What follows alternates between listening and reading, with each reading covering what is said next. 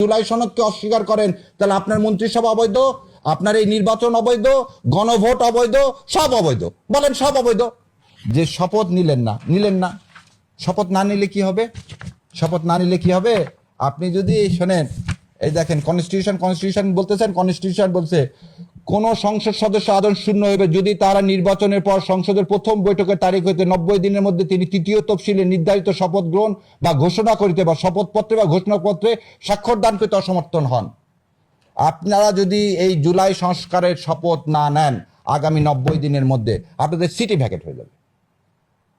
কারণ জুলাই সনদের ভিত্তি করে ভোট, খালি হানা ভোট, গণভোট তো হয়নি খালি এই জুলাই সনদের উপর ভিত্তি করে। জাতীয় নির্বাচন হয়েছে এই জুলাই সনদের উপর ভিত্তি করে।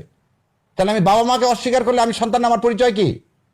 আপনি ইউনিট সরকারের কাজকর্মকে যদি অস্বীকার করেন, জুলাই সনদকে অস্বীকার করেন, তাহলে আপনার মন্ত্রিসভা অবৈধ, আপনার এই নির্বাচন অবৈধ, গণভোট অবৈধ, সব অবৈধ।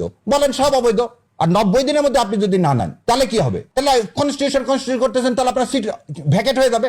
আপনার সিট সবার এই মেজরিটি সিট সব ভ্যাকেট হয়ে যাবে।